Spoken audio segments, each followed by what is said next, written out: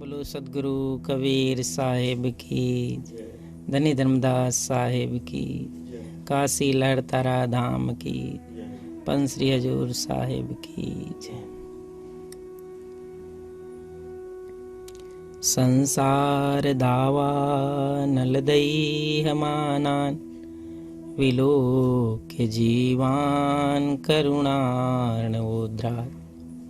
वचोमृतं यो विमलं ववर्ष, तं वारिवाहं कमपि प्रणोमि। हे सतगुरो सुखदहे जगदेक बंधो, हे शांतिदांत भगवन करुणैक सिंधु, हे मुक्तिदायक यतीन्द्र शिरोमणेः, मामद्य पालय निजं शरणागतं त्वाम्। ध्यानमूलं गुरोर्मूर्ति, पूजामूलं गुरोः पदं, मन्त्रमूलं गुरोर्वाक्यं, मोक्षमूलं गुरोः कृपा। आज इस पुनीत अवसर पर जहाँ सद्गुरु के वचनों को श्रवण करने का सौभाग्य प्राप्त हुआ है, और ऐसा अवसर जब हम अपने भावों से, अपनी श्रद्धा से एक अवसर उपस्थित करते हैं जहां हम कोई कल्याण की बातों को सुनकर अपने जीवन को बदल सकें, उसको सौभाग्य का अवसर कहा जाता है। यही सौभाग्य का अवसर आज हमारे लिए उपस्थित हुआ है। जीवन में हर मनुष्य अपने जीवन के उद्देश्यों को पूर्ति करना चाहता है। जैसे जिस समाज में, जिस परिवार में, जिस देश काल परिस्थिति में उसका जीवन व्यतीत होता है, उसकी सोच, उसकी धार्मिक प्रवृत्ति भी वैसे ही होती है। इसलिए हमारे जीवन में जो बदलाव आता है वो इन्हीं रूपों से आता है कि हम वास्तविक रूप से अपने जीवन के साथ कैसा आनंद को महसूस करते हैं, कैसे जीवन को जीते हैं, जिससे हम संतुष्ट हैं कि नहीं। और हर मनुष्य अपने जीवन यात्रा में वह कर्म करता है, अनुभव करता है, समाज के बीच जीवन यापन करता है, और उससे ऐसा लगने लगता है कि जो मेरी ये जीवन पद्धति है वो अच्छा है, ठीक है, सुंदर है। लेकिन जैसे जैसे वह अपने से विशिष्ट जनों के बीच जाता है, अपने से श्रेष्ठ जन के समीप पहुंचता है, तो उसे लगने लगता है कि कहीं न कहीं हमारी जीवन पद्धति में कमी है। हमें अपने जीवन पद्धति को और सुंदर बनाना है। हमें अपनी धार्मिक प्रवृत्ति को और सुंदर बनाना है, या हमारी धार्मिक जो क्रियाकलाप है उसे हम और बदल सकते हैं, ये भाव जगता है। और इसी से ही हम धर्म के गूढ़ से गूढ़ रहस्यों को इस जन्म में जान लेने के प्रति तत्पर हो जाते हैं। इसलिए सदगुरु कबीर साहब कहते हैं, जिन खोजा तिन पाइया, गहरे पानी पैठ, मैं बपुरी डूबन डरी, रही किनारे बैठ। कहते हैं जिन खोजा तिन पाइया, जिसकी प्रवृत्ति जिस ओर गई और उस प्रवृत्ति के कारण वह अधिक से अधिक उस चीज को अनुभव करना चाहता है, उस चीज को जानना चाहता है, और उससे क्या होता है कि उसके जीवन में एक तुलना होती है कि जो अभी मैं हूं उसमें क्या कमी है, उसमें कोई परिवर्तन की संभावना है। और आज जो मैंने ये सद्गुरु से ज्ञान सुना है, संतों से ज्ञान सुना है, धर्म ग्रंथों से जो ज्ञान सुना है, उससे मैं अपने जीवन को कितना और सुंदर बना सकता हूँ, ये भाव और प्रवृत्ति जगती है। और तभी व्यक्ति के जीवन में एक निष्पक्ष जीवन यात्रा की शुरुआत होती है।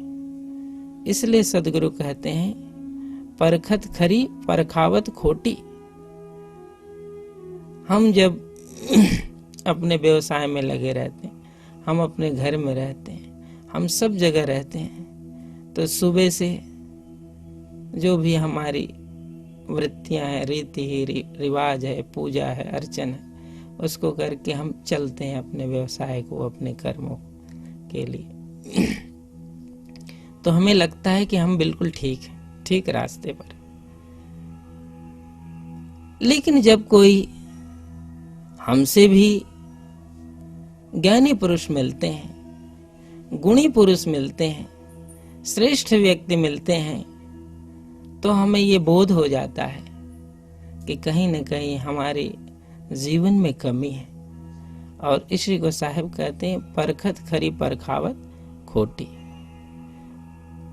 हमारी परख में तो अच्छा है, लेकिन कोई जौहरी के पास जब जाते हैं, वो जब परखता है तो हम उसमें खोट हो जाती। तो जब तक हम कोई जौहरी के पास नहीं जाते हैं, तब तक तो हमारे पास जो है वो 100% शुद्ध है। और जब कोई जौहरी के पास जाते हैं तो पता चल जाता है कि तुम्हारे पास है उसका मूल्य कितना है, वो कितना % शुद्ध है। तो ये केवल जौहरी का तो सद्गुरु ने, महापुरुष ने दृष्टांत दिया। किसके प्रति? सोने के प्रति, चांदी के प्रति, धातुओं के प्रति। यह केवल धातु ही नहीं, अपने जीवन की जो उपलब्धि है, कर्म के साथ, विचार के साथ, उसको भी इसी तरह से व्यक्ति परख लेता है। और परखते ही वह जान जाता है कि आज मेरे जीवन में ये अवसर है कि मैं उसे बदल दूं। और जब व्यक्ति उस अवसर को प्राप्त करके बदल जाता है, तब हम कहते हैं कि वास्तव में धर्म के तत्व को आज उसने जाना ही नहीं, अनुभव किया, प्राप्त किया और अपने को बदल दिया। तो साहब ने कहा, यही वह स्थिति है कि जिन खोजा तिन पाया। जिसकी वृत्तियां उस खोज को प्राप्त करके अपने आप को बदल देती है, वो वृत्तियां ही इस श्रेष्ठ मनुष्य के लिए किसके समान है? शुद्ध नेत्र के समान है, शुद्ध चक्षु के समान है। क्योंकि ज्ञान की चक्षु के बिना, शास्त्रों में कहा, रीते ज्ञानान्न मुक्ति है। जब तक ज्ञान नहीं होता तब तक मुक्ति होती नहीं। तो ये तो शास्त्रों का वचन बहुत ऊंचे क्लास के वचन है कि रीते ज्ञानान्न मुक्ति, ज्ञान के बिना मुक्ति नहीं होती। ज्ञान कहाँ से प्राप्त होगा? ज्ञान के बिना मुक्ति संभव नहीं है, लेकिन ज्ञान हमारे जीवन दर्शन में, हमारे दृष्टिकोण में कहाँ से आएगा? यही वह स्थिति है जहाँ व्यक्ति अपने आप को जिज्ञासु के रूप में उपस्थित करता है कि मैं एक जिज्ञासु हूँ, मेरे हृदय में एक जिज्ञासा है।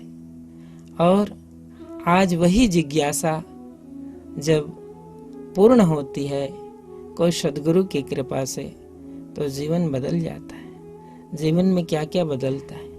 व्यवहार बदल जाता है, विचार बदल जाता है, कर्म बदल जाता है। और मनुष्य के जीवन में जो वाणी से, कर्म से और विचार से ये जो दोष आते हैं, उन दोषों से भी व्यक्ति अपने आप को बाहर निकाल लेता है।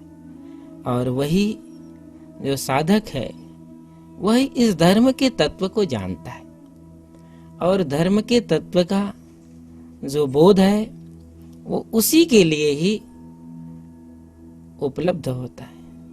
और जो गुरुजन है इस संसार में, साहब तो कहते हैं मैं तो देश विदेश से हूँ फिरा, गली गली का ठौर, ऐसा जीरा ना मिला, लेता फटक पछोड़। मैं देश विदेश गली गली इस तत्व को, इस मार्ग को और इस ज्ञान को लोगों को सुनाने के लिए, लोगों को देने के लिए भ्रमण करता हूँ। लेकिन कोई ऐसा विवेकी व्यक्ति मिलता है जिसको वास्तव में कोई अंदर से जिज्ञासा है, अंदर से परिवर्तन के प्रति प्रेम है, वह उसे पा लेता है। क्योंकि हीरा पड़ा बाजार में, रहा छार लपटाए, केतिक मूरख पचिमुआ, कोई विवेकी लिया उठा। तो ये कोई विवेकी व्यक्ति है, वो इस संसार में भी अपने ज्ञान तत्व के हीरे को अपने अचरे में बांध लेता है, और बांध करके वह समस्त दोषों से, समस्त विकारों से मुक्त हो जाता है। और वही इस संसार में धर्म का ज्ञाता कहलाता है। इसलिए गुरु बिना भव निधि तरे न कोई। साहब ने कहा गुरु के बिना भव निधि कोई पार होता नहीं है। क्योंकि जो भव के बंधन है वो गुरु के ज्ञान से ही कटता है, हटता है। और इसलिए साहब कहते हैं, पाछे पाछे जाए था लोक वेद के साथ, आगे से सदगुरु मिले दीपक दिन्नु। हाँ, कहते हैं व्यक्ति और भीड़ तो जैसे दुनिया जाती है वैसे चली जाती। भीड़ में जो दुनिया करती है वैसे सब कर लेते। और भीड़ के पास जब भीड़ उपस्थित होती है तो वहां एक ही चीज तो होती जरूर है कि भीड़ में आस्था जरूर होती है। और आस्था सब दुख को, सब तकलीफ को सह लेती है। लेकिन आस्था कैसी होनी चाहिए? कहते हैं आस्था होनी चाहिए लेकिन उसमें विवेक होना चाहिए। श्रद्धा होनी चाहिए लेकिन श्रद्धा में विवेक होनी चाहिए। विवेकवती जो श्रद्धा है वह हमें सुगंधि से परिपूर्ण करती है। और जिसमें विवेक नहीं है, ऐसे श्रद्धा हमारी जीवन यात्रा को लंबी तो जरूर बनाती है लेकिन फल को देती नहीं। विवेकवती श्रद्धा जो है वह हमारी यात्रा को सफल बनाती है। इसलिए श्रद्धावान को ज्ञान की उपलब्धि होती है। लेकिन कैसी श्रद्धा? जो विवेकवान है, मुमुक्षु है, जिज्ञासु है, उसकी जो श्रद्धा है वह श्रद्धा वास्तव में वंदनीय श्रद्धा मानी जाती।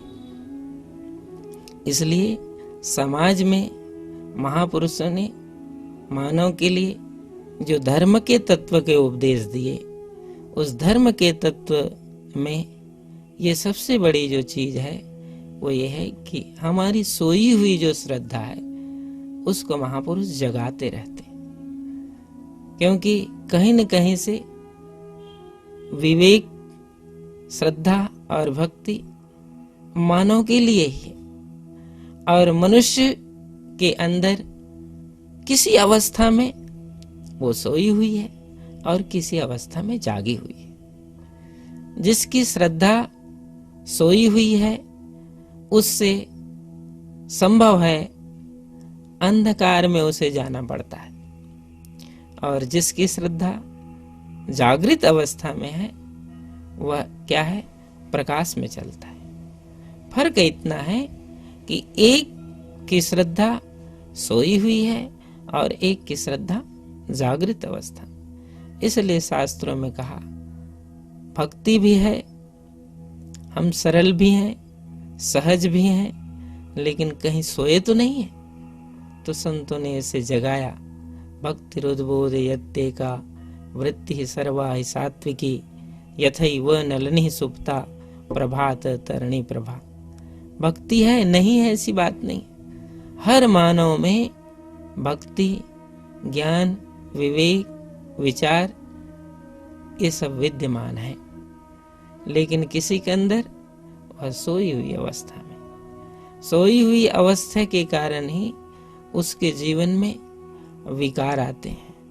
उसके जीवन में जो नहीं करना चाहिए वो भी वो करता है, जिसे छोड़ देना चाहिए वो भी उससे होता है। क्यों? क्योंकि उसकी जो विवेक है वो सोया हुआ है। तो महापुरुष कहते हैं जैसे भक्ति सोई हुई रहती है तो वह व्यक्ति मानव तन रूपी अच्छे शरीर को प्राप्त करके भी चूक जाता है, और जिसका विवेक जागृत है, जिसकी भक्ति जागृत है, वह मानव तन को प्राप्त करके धर्म, अर्थ, काम और मोक्ष इस सब पद को प्राप्त करता है। तो उसको उदाहरण से समझाया कि जैसे कमल की जो पंखुड़ियां हैं वह सूर्य की किरणों के पड़ने से वो खिल जाती है, और जब सूर्य की किरणें न पड़े तो वो पंखुड़ियां नहीं खिलती। वो कमल है, उसमें पराग भी है, क्योंकि जाति तो वही है कमल की, कि पराग भी है, पंखुड़ियां भी है, और कमल हम उसे कहते भी, लेकिन उसको कभी सूर्य की किरणें नहीं मिली, इसलिए वो कमल कभी खिल नहीं पाता है, उसकी पंखुड़ियां प्रस्फुटित नहीं हो पाती।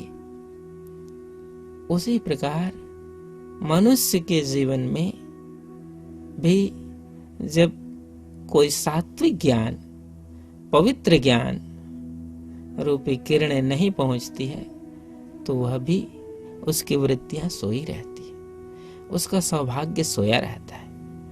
उसी सौभाग्य को, उसी वृत्तियों को संतों के अमृतमय वचन से जगाया जाता है, और यही अमृतमय वचन जब किसी के हृदय में पड़ता है तो व्यक्ति जग जाता है, और जब व्यक्ति जागृत अवस्था को प्राप्त करता है तो उसमें सुगंधी आती है। जैसे कमल की पंखुड़ियां जब खिलती है तभी उसमें से पराग की सुगंधी बाहर आती है। उसी प्रकार सोए हुए अवस्था में वो मनुष्य जरूर है, लेकिन उसकी सुगंधी बाहर आती नहीं, उसकी सुगंधी दबी रहती है, और दबी हुई सुगंधी से जब जीवन यात्रा पूरी वो कर लेता है तो उसे खुद नहीं पता चलता कि रहस्यमय जीवन को प्राप्त करके भी मैं रहस्य से वंचित रह गया, सुगंधमय जीवन को प्राप्त करके भी मैं सुगंध से वंचित रह गया। तो कोई भी मनुष्य इस सुगंध से वंचित न रहे, अपने जीवन को सुगंधमय बनाए, इसलिए उसे उसके हृदय में सद्गुरु की ज्ञान रूपी किरणें पहुंचना जरूरी। जो सद्गुरु की ज्ञान रूपी किरणें को अपने हृदय कमल तक पहुंचा देता है, वहां से पराग की सुगंधी बाहर आ जाती है, और उस सुगंधी में क्या क्या है? उस सुगंधी में सब कुछ विद्यमान है। उसमें धर्म विद्यमान है, उसमें पवित्र कर्म विद्यमान है, उसमें पवित्र वाणी विद्यमान है, पवित्र व्यवहार विद्यमान है, वो सब कुछ विद्यमान है। जिसे हम पूर्ण पवित्रता कहते हैं, उस जीवन की पूर्ण पवित्रता उसमें विद्यमान है। इसलिए इस मानव तन को प्राप्त करके हम धर्मवेत्ता किसको कहते हैं? धर्म तो की बातें सब सुनते हैं। एक वो कैटेगरी होती है मानव की जो धर्म के श्रोता होते हैं, एक वो कैटेगरी होती है मानव की जो धर्म के श्रोता ही नहीं होते हैं, धर्म को अपने कंधे पर उठाकर चलने वाले होते हैं। तो जो केवल धर्म के वचनों को सुनता है लेकिन उसे उठा नहीं सकता, सुनता जरूर है लेकिन उसे उठा सकता नहीं है, उसके जीवन में पूर्णता नहीं है। धर्म के तत्वों को सुनता है लेकिन उसको अपने हाथों में उठाकर चलता है, उसको कहते हैं धर्म को सुनने वाले के साथ साथ धर्म को पालन करने वाले। जो धर्म को पालन करता है उस धर्म की सुगंधि से वो अपने जीवन को सुगंधित कर लेता है। इसलिए आज जो मानव जीवन और हमारे पास जो ये अवसर हमें प्राप्त होता है वो किस लिए है? कहते हैं धर्म को हम सुने, गुरु के वचनों को सुने और सुनने के बाद उसकी जो सुगंधि है वह सुगंधि से हम अपने जीवन को सुगंधित करें। और जब जीवन की वह सुगंधि आती है तो हम प्यासे नहीं रहते। इसलिए सदगुरु कबीर साहब कहते हैं इस संसार में मैं देश विदेश से फिर फिर के देखा, अनुभव किया, लेकिन तब साहब को कहना पड़ा धोबिया जल बीच मरत प्यासा। धोबी जल में ही वह अपनी ड्यूटी बजाता है। धोबी का काम क्या है? कपड़ा धोना, साफ सफाई करना। तो कपड़ा धोने का काम, साफ सफाई का काम बिना जल का तो होता नहीं, वो जल में ही कपड़ा धोता है। और यदि धोबी प्यासा है, ऐसा कहे कि मैं प्यासा हूं, तो कौन मानेगा कि अरे तो जल में ही कपड़ा धोता है, जल के पास ही रहता है, तो प्यासा कैसे? उसी प्रकार यदि मानव तन को प्राप्त करके मनुष्य भी यदि कहे कि मैं प्यासा हूं, मैं अधूरा हूं, मैं तृप्त नहीं हूं, तो साहब कहते हैं तो ये आश्चर्य हो गया। ये क्या है? ये सबसे बड़ा आश्चर्य है। मानव तन को प्राप्त करके व्यक्ति संपूर्ण अर्थों से वो पूर्ण हो, क्योंकि बुद्धि, विवेक, विचार ये तन के सभी साधन इसे उपलब्ध है। अच्छी वाणी को सुन सकते हैं, अच्छे कान मिले, अच्छी चीजों को देख सकते हैं, अच्छे आंख मिली, सत्य सत्य का निर्णय कर सकते हैं, बुद्धि मिली, अच्छी जगह जा सकते हैं, पैर मिले, अच्छे काम कर सकते हैं, हाथ मिला है। कोई चीज अधूरा नहीं है। उस भेजने वाले ने हमें पूर्ण बनाकर भेजा, हमें अपूर्ण नहीं भेजा।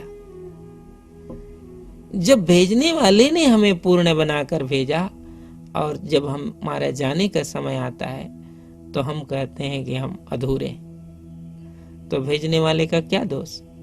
इसलिए साहब कहते हैं गुरु विचारा क्या करे, शिष्य ही माही चूक, और कोटि जतन पर बोध ये बांस बजावे फूक। कहते हैं जब उसने हमें पूर्ण बनाकर इस संसार में भेजा तो हमें तो पूर्ण होकर संसार से जाना चाहिए। हम अपूर्ण होकर जब संसार से जाते हैं तो उसका क्या दोष? भेजने वाले का कोई दोष नहीं। इसलिए इस संसार में जो ये अवसर है वो पूर्ण बनने का अवसर है। हम पूर्ण बनने के दिशा में जब कदम बढ़ाते हैं तो हमारे अंदर की सोई हुई जो वृत्तियां हैं वो जागृत हो जाती हैं, और सोई हुई वृत्ति जब जागृत होती है तो इस मनुष्य से कोई ऐसा कर्म नहीं होता जो कर्म उसके लिए बोझ बन जाए। और गुरु तो वही होता है। सद्गुरु के शरण में शिष्य का आने का सबसे बड़ा फल यही है कि हे सद्गुरु, मेरे जीवन से अनंत जन्मों के पता नहीं कितने बोझ रहे, आज वो बोझ उतर जाए। क्योंकि इस बोझ को मैं तो जानता नहीं था, मुझे बोझ को मैं ही ढोता था, लेकिन मैं ही उसको जानता नहीं था।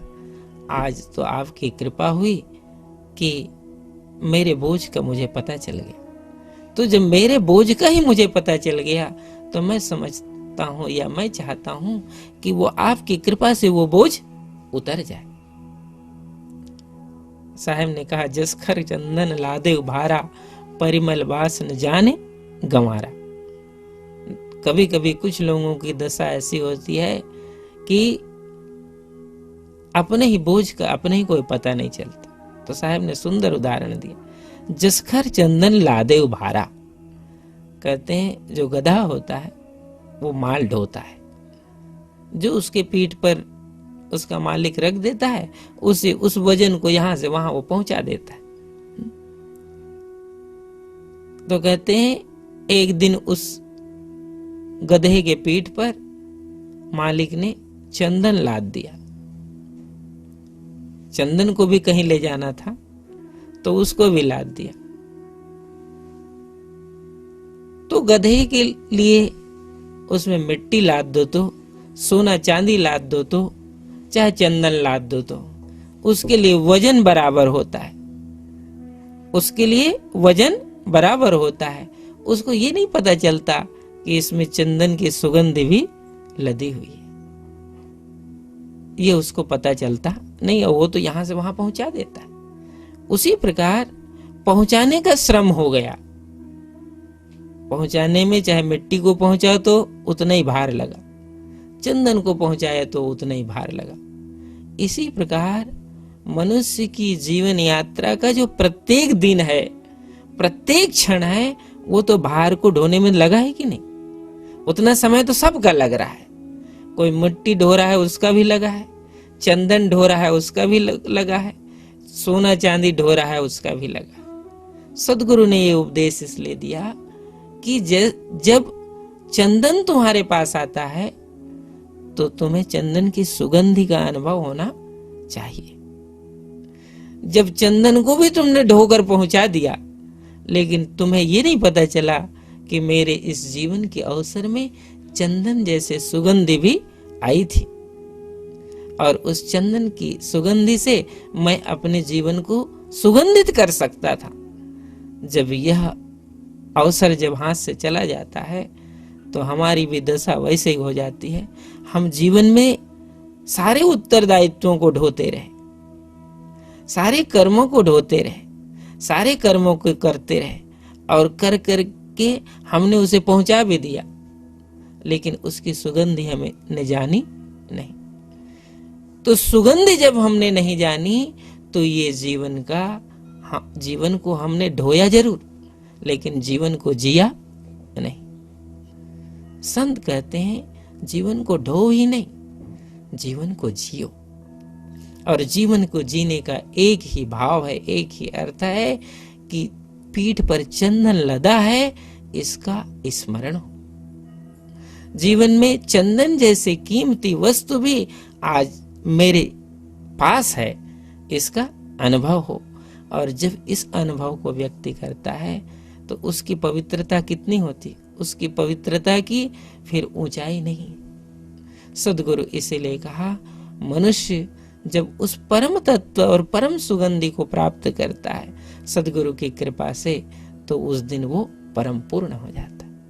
और इसी पूर्णता को इस संसार में जानने के लिए गुरु का ज्ञान होता है।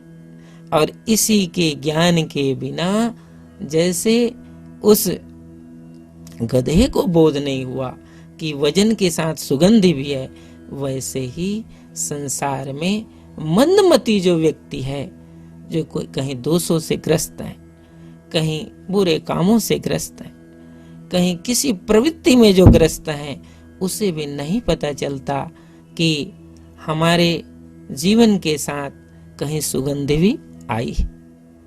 इसलिए अपने जीवन में ये अवसर है सुगंधि को ढोना ही नहीं, सुगंधिमय होना। ये सुगंधिमय होने का अवसर कहाँ है? कहते हैं सुगंधिमय होने का अवसर जीवन के पल पल में, प्रत्येक क्षण क्षण में। इसलिए तो सद्गुरु कहते हैं श्वास श्वास में नाम ले, वृथा श्वास मत खोए, ना जाने यह श्वास का आवन होय न हो।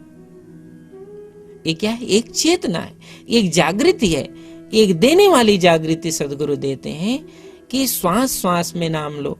वैसे श्वास श्वास में कोई नाम लेता नहीं है, लेकिन सद्गुरु कहते हैं श्वास श्वास का स्मरण रखना। इस प्रत्येक श्वास में कहीं तुम्हारे जीवन में कोई सुगंधि आए और वो सुगंधि केवल छूट न जाए, हमारे जीवन को सुगंधित कर दे। ऐसा इसलिए साहब ने कहा ये श्वासों का स्मरण रखना, श्वासों का ख्याल रखना। और जो श्वासों का ख्याल रखता है मतलब जो जागृत रहता है, धर्म में जागृत रहता है, कर्म में जागृत रहता है, उपासना में जागृत रहता है, सभी अवस्था में जागृत रहता है, उससे सुगंधि छूटती नहीं। सुगंधि किससे छूटती है? सुगंधि तो उससे छूट जाती है जो जागृत नहीं है, कहीं न कहीं किसी मोह में बंधा हुआ है, किसी अज्ञान में बंधा हुआ है, किसी अज्ञान के आवरण से वो ग्रस्त है। उससे उसके जीवन में सुगंधि आती है, लेकिन उसे सुगंधि का पता नहीं चलता। इसलिए कहते हैं ये ज्ञान खड्ग बिन सब जग जूझे। साहब कहते हैं ये ज्ञान का खड्ग नहीं है, और इस संसार से आदमी जूझना चाहता है, लड़ना चाहता है, तो पराजित हो जाए। संसार के रण में ज्ञान के खड्ग के बिना जूझने वाला पराजित होता है, विजयी नहीं होता। और साहब कहते हैं हे मानव, तेरे लिए यह अवसर है कि संसार के इस रण में तुम आया है, तो संसार के रण में सद्गुरु से ज्ञान रूपी खड्ग लो और उससे इस रण को जीतो। इस रण में हारना नहीं, इस जीवन के रण में हारने के लिए नहीं है, इस जीवन के रण में हम विजयी हों। इसलिए ये मानव जीवन आज जो हमें प्राप्त हुआ है, धर्म के तत्वों को जब कोई सद्गुरु मिलते हैं तो धर्म का तत्व कोई बाहर नहीं है, बहुत बड़ा हम बाहर जाकर इसका आयोजन करेंगे तो धर्म का आयोजन होगा, ऐसा नहीं है। इसलिए थोड़ा सा अंतर है। सद्गुरु की ज्ञान की धारा कहाँ से चलती है? दूसरी की धारा कहीं मंदिर से शुरू होती है और घर में आकर सूख जाती है। साहब कहते हैं तुम्हारी धारा घर से शुरू हो और मंदिर जाते जाते तो इतना विस्तृत हो जाए, इतना विस्तृत हो जाए कि वो उसकी विशालता को तुम माप न सको। कहते हैं वो उसको कहा जाता है धर्म। भक्ति तुम्हारे घर से शुरू हो और संसार में जाकर के वो फैल जाए, ये अंतर है। सद्गुरु की भक्ति में और संसार के लोगों की भक्ति में एक ही अंतर है। संसार के लोग मंदिर से अपनी भक्ति की शुरुआत करते हैं और सद्गुरु का जो सेवक है, सद्गुरु का जो हंस है, वो घर से उसकी शुरुआत करता है। जब घर से उसकी शुरुआत करता है तो संसार में सुगंधि फैला देता है, और मंदिर से शुरुआत करते करते करते घर आते आते सूख जाता है। इसलिए कितने कला होते हैं, जितने मंदिर बनते हैं, जितने उपासना के स्थल बनते हैं, उतना ही घर में कलह बढ़ जाता है। इसलिए कहते हैं ये कलह से मुक्त होने का जो उपाय है वो है कि जीवन में सद्गुरु के ज्ञान को सुन करके हम जागृत रहें, और जागृत व्यक्ति ही इस संसार को बहुत कुछ देता है, और इतनी चीजें दे देता है कि वह स्वयं उससे प्रकाशित होता है और दूसरे को भी प्रकाशित कर देता है। इसलिए कहते हैं महाजनों ये न कथा सपनता। महाजन कौन है? महाजन सबके लिए नहीं कहा महापुरुष ने, जो श्रेष्ठ जन है, मैंने पहले ही कहा ना, धर्म को सुनना इतना ही श्रेष्ठता नहीं, धर्म को सुन करके उस धर्म के ध्वज को लेकर चलना, यह श्रेष्ठ है। और महाजन वही है जो धर्म को सुनता ही नहीं है, धर्म को लेकर साथ चलता है, वही संसार में स्वयं प्रकाशित होता है और दूसरों को प्रकाश बांट देता है। तो ये दूसरों को जब हम प्रकाश बांटते हैं तो इस संसार में उसको सबसे बड़ा दान कहा जाता है। ज्ञान का दान सबसे बड़ा दान, इसलिए कहते हैं आचार्य देवो भव, मातृ देवो भव, पितृ देवो भव कहा जाता है, आचार्य देवो भव। ठीक है, माता ने जन्म दिया, पिता ने जन्म दिया, हमें पाला पोसा बड़ा किया, लेकिन कहते हैं आचार्य जो गुरुदेव होते हैं वो देवों के देव हैं। क्यों? इसलिए जितने काल तक, जितने समय तक मैं इस संसार में आता रहा, जाता रहा और माता पिता उसके माध्यम बनते रहे, शरीर जब जब आया माता पिता माध्यम बनते रहे, लेकिन आज जब गुरुदेव आचार्य गुरुदेव की जब कृपा हुई तो उसने इन समस्त बंधनों से इस जीव को बाहर कर दिया। इसलिए साहब कहते हैं हरि सिर जेते वार है और गुरु सिर जेते पार। हरि सिर जे तो वार है, हरि मने प्रकृति प्रदत्त जो अवस्था है वो तो संसार में बार बार आने के लिए हमें शरीर प्रदान करता है, लेकिन जब सद्गुरु की कृपा होती है तो इस बार बार आने की अवस्था से सद्गुरु बाहर कर देते हैं। इसलिए हरि सिरजेते वार, बार बार हरि की कृपा होती है, संसार में आना पड़ता है, और गुरु सिरजेते पार, जब गुरु की कृपा होती है यह जीव इस भवसागर से पार हो जाता है। इसलिए इस भेद को जब कोई व्यक्ति जानता है तो उसके धर्म में सुगंध आ जाती है। और हमारे जो धर्म है, हम तो कहते हैं हम बहुत धर्म करते हैं, एक होता है व्यवहारिक धर्म, एक होता है व्यवहारिक धर्म और एक होता है आध्यात्मिक धर्म। व्यवहार का जो धर्म है वह कई रूपों में आता है, किसी की सेवा करना, किसी की सहायता करना, किसी के पुण्य में भागीदार बनना, किसी के सुख दुख में भागीदार बनना। तो इससे क्या क्या फल मिलता है? कहते हैं जब जब हमें, क्योंकि कर्म का फल तो मिलना ही है, तो जब हमने इस जीवन में कोई कर्म किया, धर्म किया, कोई दान किया, पुण्य किया, किसी को सताया नहीं, किसी को कुछ लिया दिया नहीं, कुछ बाकी नहीं रखा, तो कम से कम भक्ति बीज पलटे नहीं जो जुग जाए अनंत, और ऊंच नीच घर अवतरे होए संत के संत। कहते हैं जो इस धर्म के परोपकार के पुण्य का हमने काम किया तो शायद अगला जो शरीर मिले तो उस पुण्य का कुछ फल हमें मिलेगा। अच्छे घर में जन्म हो जाएगा, अच्छी संगति मिल जाएगी, अच्छे माता पिता मिल जाएंगे, तो ये जो किए हुए धर्म का फल मिल गया। लेकिन जब तक इस संसार से पार जाने के लिए कोई धर्म का चिंतन नहीं होगा, ज्ञान का चिंतन नहीं हुआ, ज्ञान के आश्रय में जब हम नहीं जाएंगे, तब तक ये शरीर की निवृत्ति होती नहीं है। वृत्तियां संसार में बार बार आती और जाती रहती है। तो इस संसार से निवृत्ति के लिए जो धर्म किया जाता है उस धर्म में श्रेष्ठ प्रकाश होता है। और उस धर्म की शुरुआत कहाँ से होती है? कहते हैं शांति से बैठ करके, स्थिरता से बैठ करके। इसलिए साहब ने कहा था हृदय भीतर आरसी, मुख देखा नहीं जाए, और मुख तो तभी देखिए जब दिल की दुविधा जाए। हम संसार को देखने के हमारे पास कई उपाय हैं, कई साधन हैं। हम संसार को कई दृष्टिकोणों से देखते हैं। साहब कहते हैं हृदय के भीतर भी एक दर्पण है, आरसी माने दर्पण। हृदय के भीतर जो दर्पण है उसको देखना, उसको अनुभव करना।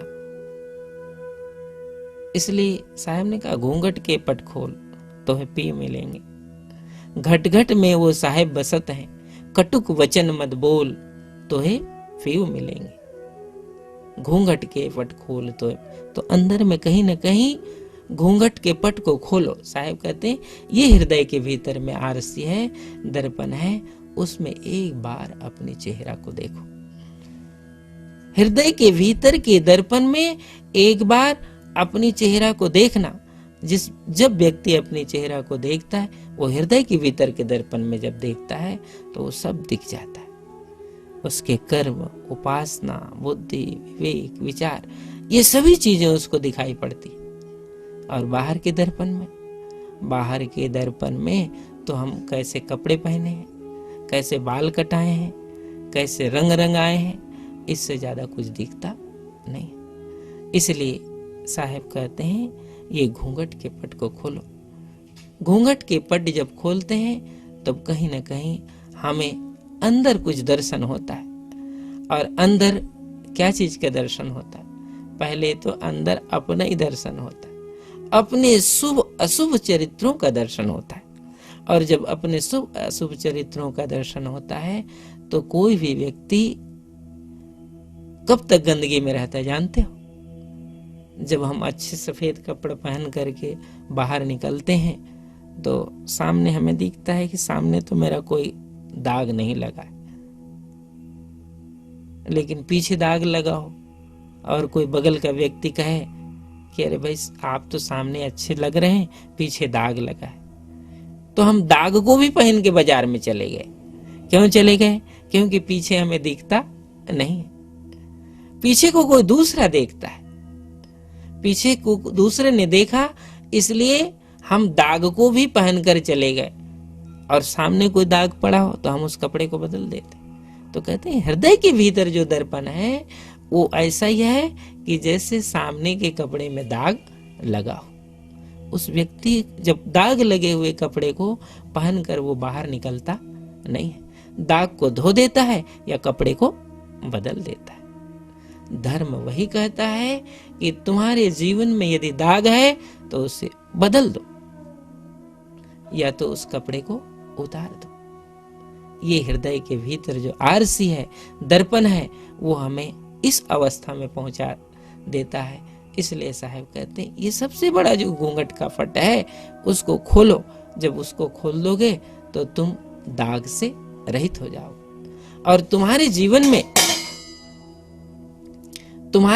में जो ये सबसे बड़ा दाग है, इस दाग से तुम मुक्त हो जाओगे। और जिस क्षण व्यक्ति दाग से मुक्त होता है वो धर्म सब उसके जीवन में अवतरित हो जाता है। जितने धर्म की व्याख्या हुई 18 पुराण में, 6 शास्त्र में, दर्शन में, सभी चीजें में जो धर्म की व्याख्या हुई, धर्म के तत्व को बताया गया, वो एक जिज्ञासु अपने हृदय के दर्पण में उसे देख लेता है और जान जाता है कि आज मैं धर्म के किस अंश में हूं। 5% में हूं, 10% में हूं, 20% में हूं कि 100% में। मेरे जीवन में धर्म के ये तत्व जो है कितनी ऊंचाई पर है, इसे वह जान लेता है। और जब वह जान लेता है तो साहब का एक सबसे अंतिम वचन उसको ख्याल रखना, कबीर मन निर्मल भये जैसे गंगा नीर, पाछे पाछे हरि फिरे कहत कबीर कबीर। साहब कहते हैं कबीर मन निर्मल भये जैसे गंगा। साहब के समय में गंगा का जल बहुत निर्मल रहा, तब तो साहब ने कहा कबीर मन निर्मल भये जैसे गंगा नीर, पाछे पाछे हरि फिरे कहत कबीर कबीर। कहते हैं कि वह जो जिज्ञासु है, वह जो धर्म के तत्व को जो उन्होंने अपने हृदय रूपी दर्पण में देखा है, साहब कहते हैं गंगा के नीर से भी वो पवित्र है। जो गंगा के निर्मल नीर से जो पवित्र है उसकी मुक्ति कहते हैं वो संसार में मुक्ति के अवस्था में विद्यमान है। ऐसे जब धर्म को हम साथ लेकर इस संसार में चलते हैं, ऐसे धर्म से अपने जीवन को जोड़ लेते हैं, अपने जीवन को उस धर्म की सुगंध के समीप पहुंचा देते हैं, तो ये धर्म हमारे लिए ही नहीं, ये अनंत जन्मों की मेरे जीवन यात्रा को इस धर्म के सहारे हमने पार किया। इसलिए ये जो मानव जीवन का जो हमें अवसर प्राप्त होता है वो इसके लिए अवसर है। इसलिए साहब ने कहा चलना संभल संभल के, ये माया नगरी है, माया की नगरी है, इसमें संभल कर चलना। किस लिए साहब कहते हैं संभल कर नहीं चलोगे तो ये धर्म की जो डोर है तेरे हाथ से छूट जाएगी, और धर्म की डोर जब हाथ से छूट जाती है तो जाए परे भव चक्र में सहे घनेरी लाद। भव के चक्र में बार बार यह जीवात्मा चला जाता है और घना दुख सहता है। साहब कहते हैं एक दुख नहीं, एक जन्म में जो दुख मिला उसका यदि हिसाब करोगे तो वो बहुत बड़ा हो जाता है, उसके हिसाब हम कर नहीं पाते। तो कहते हैं जन्म जन्म के दुखों का यदि तुम हिसाब लगाओगे तो ये तो अच्छा है कि जब अधिकतर जो संसार में आने वाला जो व्यक्ति है उसे पिछले जन्म के दुख और सुख का स्मरण नहीं रहता। यदि उसे स्मरण हो जाए कि पिछले जन्म में मैं इतना सुखी और इतना दुखी था, तो इस जन्म को वो जीना नहीं चाहेगा। जानते हो, इस जन्म को जीना नहीं चाहेगा, क्योंकि वो जान जाता है कि मेरा पिछला जो जन्म था वो इस रूप में था, इसलिए वो इस जन्म के प्रति उसे आसक्ति खत्म हो जाती, कोई आसक्ति नहीं रहती। ये तो इसलिए आसक्ति इस जन्म की बढ़ती चली जाती है, प्रतिदिन बढ़ती है कि पिछले जन्म का हमें कोई बोध होता नहीं। ये तो कोई सद्गुरु मिलते हैं, ज्ञानी पुरुष मिलते हैं, संत मिलते हैं तो शब्द की चोट मार मार करके वो जगाते हैं। शब्द ही मारा गिर पड़ा, शब्द ही छोड़ा राज, और जिन जिन शब्द विवेक किया तिनका सर गयो काज। कोई शब्द की चोट को कोई सहन कर लेता है, शब्द की चोट को जो सह लेता है, साहब कहते हैं वो पक्का शिष्य होता है, वो पक्का ज्ञानी होता है, पक्का मुमुक्षु और जिज्ञासु होता है। तो ये सदगुरु के मार्ग में जो भक्ति का रहस्य है, धर्म का रहस्य है, वो क्या है? पूर्ण सुगंधित होना। और पूर्ण सुगंधित जब जीवन हमारा बन जाएगा तो समझना कि मेरे जीवन से, मेरे शरीर से जो कुछ भी हुआ वो सब सार्थक हुआ, वो निरर्थक नहीं हुआ। और धर्म की सुगंधी यदि नहीं आई तो जीवन में हुआ बहुत कुछ, लेकिन उसका फल हमें मिला नहीं। चलते चलते पग थका और नगर रहा नवकोस, बीच में डेरा फरा कहो कौन को दोष। साहब कहते हैं चलते चलते तो कितने पग थक गए, लेकिन डेरा बीच में रह गया, बीच में शरीर छूट गया, और जो धर्म का तत्व था, मुक्ति का तत्व था, जो बोध का तत्व था, वो दूर रह गए, हम छूट गए। इसलिए महापुरुष ने कहा भोगा न भोक्ता वह में व भोक्ता, तपो न तपता वह में व तपता। भोग भी छूट गए, जिसकी बड़ी बड़ी आकांक्षाएं थी वह भी अधूरी रह गई। हम ही भोगने वाले ही बुढ़े हो गए। जरियंते जरियतः केशा दंता जरियंते जरियतः चक्षु श्रोत्रे च जरियते तृष्णैका तरुणायते। साहब कहते हैं, महापुरुष कहते हैं जरियंते जरियतः केशा, कहते हैं बाल सफेद हो गए, हाथ पैर की में झुर्रियां आ गई, दांत सब टूट गए, सबकी गतिविधि परिवर्तित हो गई। लेकिन कहते हैं तृष्णैका तरुणायते, तृष्णा न तो बूढ़ी हुई है न वो सफेद हुई है। कहते हैं तृष्णा बूढ़ी नहीं होती न सफेद नहीं होती। कहते हैं तृष्णा को ज्ञान और भक्ति की भूमिका से उसको परिपक्व बनाया जाता है, उसकी परिपक्व सफेदी अवस्था। तो साहब कहते हैं का भय बाल सफेद रे बौरे अजहु मनवा कारो। बाल तो धीरे धीरे सफेद हो जाते हैं, मन सफेद नहीं होता। तो जो मन को सफेद कर लेता है, जो अपनी वृत्तियों को सफेद कर लेता है, साहब कहते हैं उसका वृद्ध होना भी सार्थक है, उसकी अवस्था का धीरे धीरे नीचे जाना भी सार्थक है, क्योंकि ये तो प्रक्रिया है ना।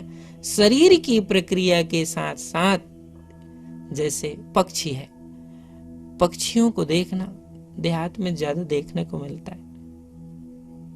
सूर्य उदय होते ही पक्षी धीरे धीरे अपने घोंसले को चूं चूं चूं करते छोड़ देते हैं, और धीरे धीरे चिड़िया जो है दूर दूर दूर दूर तक चली जाती है। और जैसे ही शाम होने लगे, जैसे ही सूर्यास्त होने लगता है, वैसे ही वापस वो चूं चूं चूं करते घोंसले पर चला आता। वो नित्य की उसकी प्रक्रिया है।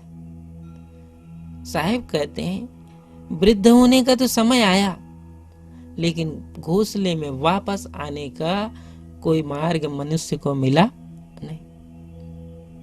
घोंसले में वापस आने का मार्ग ढूंढो।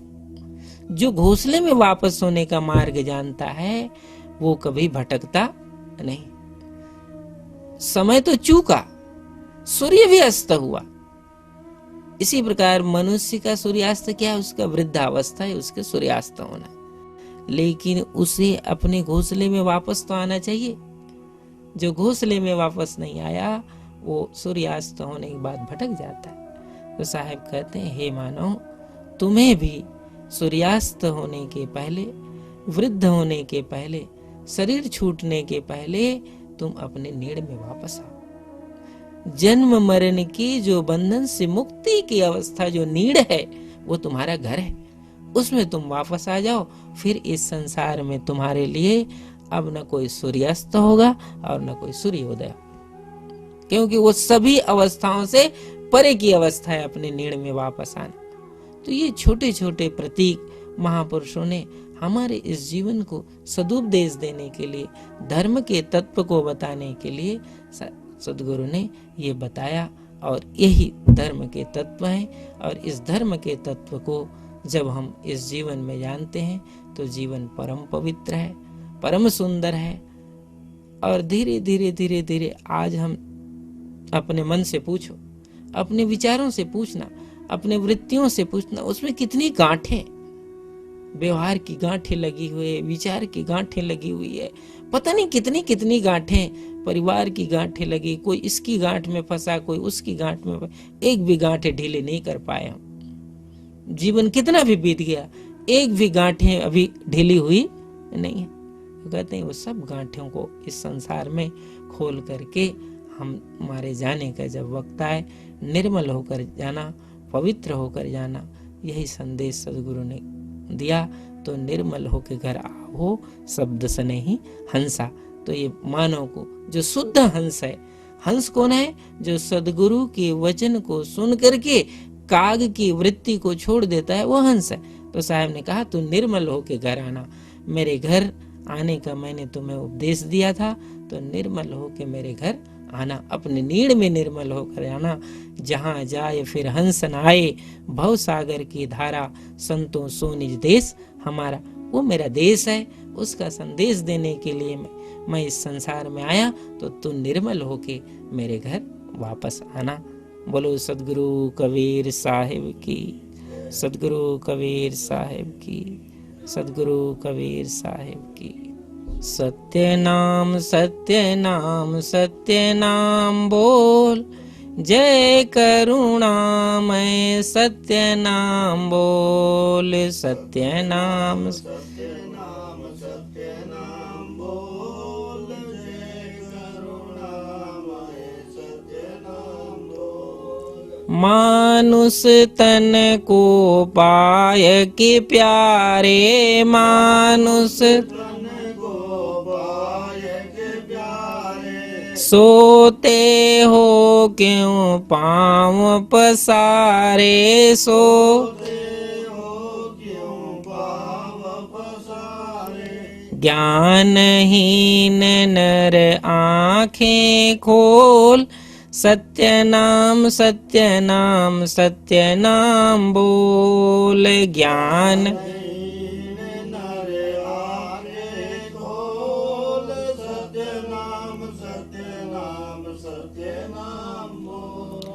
लोभ घमंड सभी बिसराओ, लोभ घमंड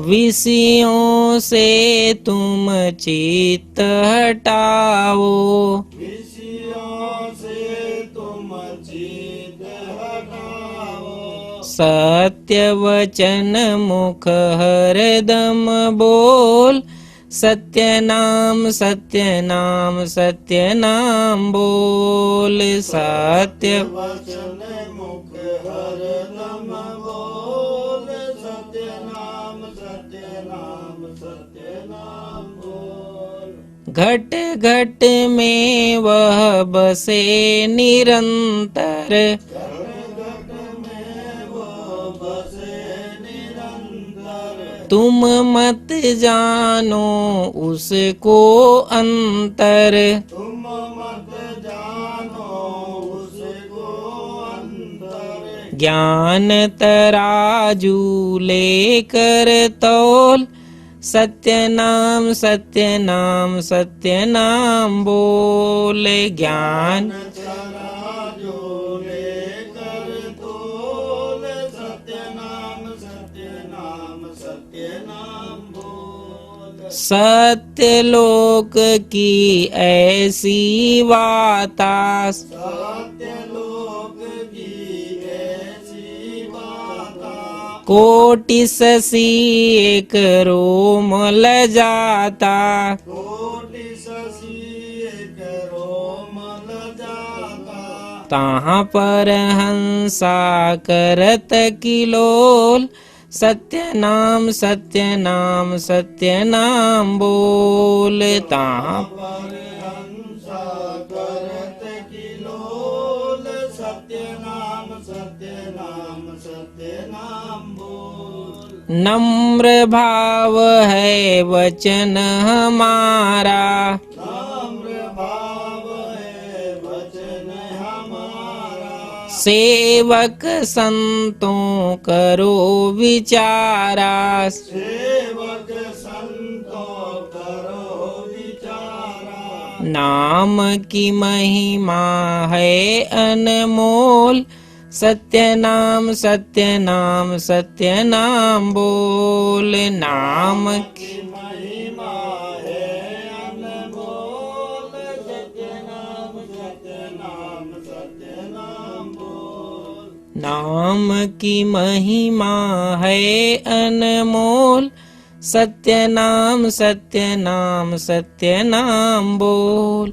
नाम की महिमा है अनमोल, सत्य नाम सत्य नाम सत्य नाम बोल। नाम की महिमा है अनमोल, सत्य नाम सत्य नाम सत्य नाम बोल। नाम नाम की महिमा है अनमोल, सत्य नाम सत्य नाम सत्य नाम बोल। बोलो सद्गुरु कबीर साहिब।